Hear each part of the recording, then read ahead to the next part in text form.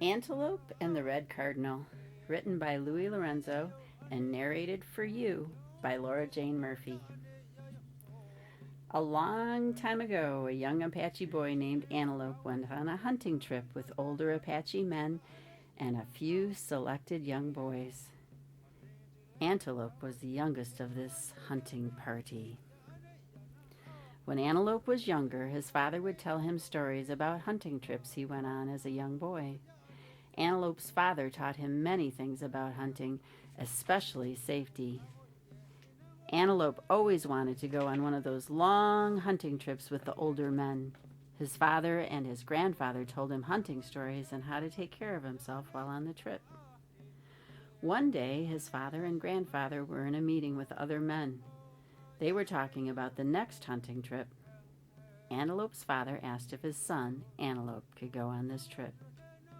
The leaders of the hunting group agreed for Antelope to go hunting with the older men and a few young boys. Antelope was excited when his father told him he was chosen for this trip. Antelope began to prepare for the hunting trip by running, exercising, carrying large rocks up a hill to gain strength, making arrows with his father, and making new moccasins to wear. The hunting trip would take 14 days, and each boy, like Antelope, was given instructions and a task for the trip. Young Antelope was put in charge of watering and watching the horses during rest stops and bedtime. When the hunting party was departing for the hunting trip, all the people came out to support the men and the young boys. Antelope's father, mother, brothers, sisters, and grandparents all came to wave goodbye. Each evening before dinner, Antelope would bring water for the horses and set up his bedding near them. At night, Antelope would look at the stars and think about his family. He also thought about the star formations as his father had taught him. One evening, after falling asleep near the horses and away from the hunting party, young Antelope woke up shouting to what seemed like fighting. Antelope jumped to his feet and ran to see what was happening. He heard the leader of the hunting party shouting to the young boys, "Run to the nearby hills and hide." "The enemy is attacking us! Run to the hills!" shouted the leader. Antelope ran to the horses, cut the ties, chased all the horses away, and ran towards the hills to hide. Antelope ran up a nearby hill and waited all night underneath a large brush. As the sky turned to blue early in the wee hours, Antelope stood up and looked over the valley where the hunting group had camped. There was no one around. As his father and grandfather would do early in the wee hours, Antelope took out his prayer pouch and stood silently towards the eastern skies and said a prayer for safety. The leader of the hunting party had instructed all the men and boys to meet at a certain place along the hunting trail if a fight was to break out with the enemy warriors. Young Antelope decided to stay near his hideout for a day and then began his trip back to meet up with the rest of the party in the evening hours. As the sun was getting ready to set, Antelope began his trip back on the hunting trail, looking for the rest of the men and the boys. Antelope felt scared and lonely as the day turned to night. He used the nighttime stars as his guide, just as his father had taught him. As the morning star was rising from the eastern skies, Antelope found an area to sleep for a couple hours.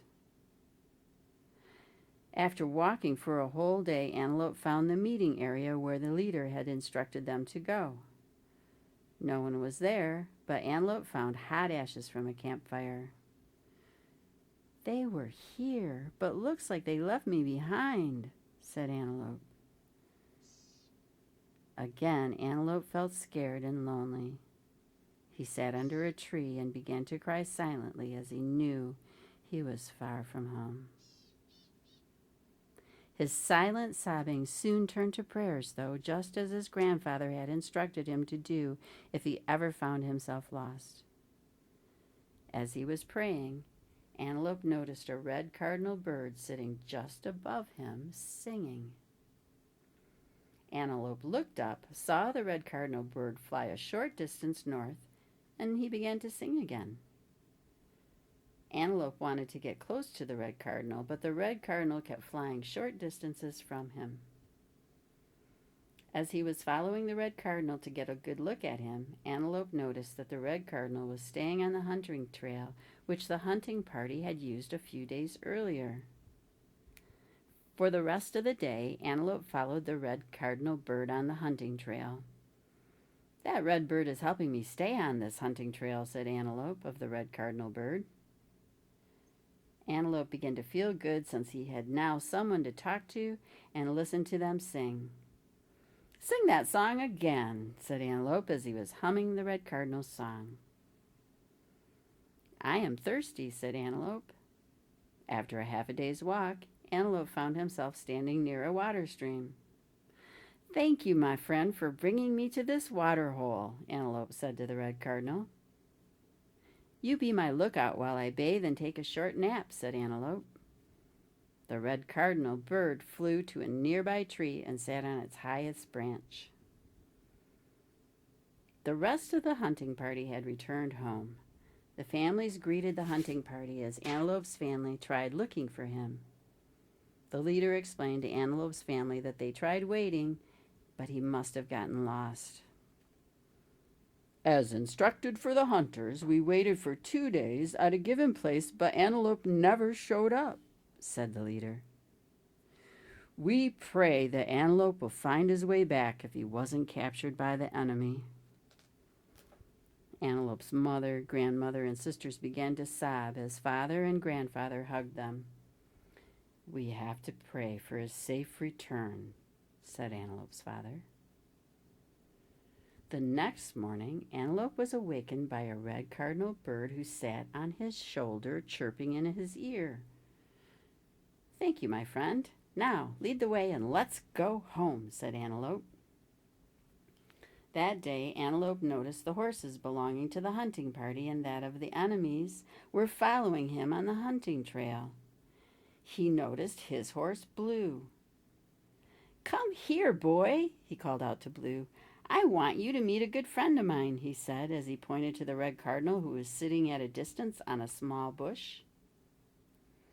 "Thank you for finding me, Blue," said Antelope to his horse. "Now let's go home and take all your friends with us."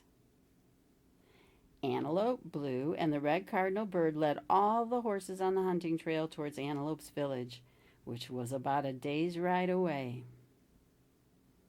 3 young boys were playing on a hilltop as one of the boys spotted a trail of dust heading towards the village. "Look, horses," said one of the boys as he stood up and pointed towards the oncoming trail of dust. The boys quickly ran to the village and yelled, "Horses! Horses!" People came running out of their wickiups to see what the excitement was all about. "Look, it's Antelope," said one of the boys.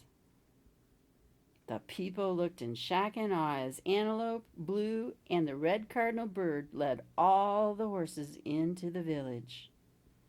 The people were now hollering with excitement, calling out Antelope's name. Antelope's family ran towards him. As soon as he hopped off his horse, Blue, they quickly embraced him with tears and joy. "Antelope, you are home," shouted his brothers and sisters. That day, Antelope gave horses to all his people as a gift and thanked them for all the teachings and friendship he received from them. From that day on, Antelope was groomed by the village elders to become a future leader for his people. For his bravery, the red cardinal bird gave Antelope his songs, which Antelope sings to this day for his family and for the Apache people.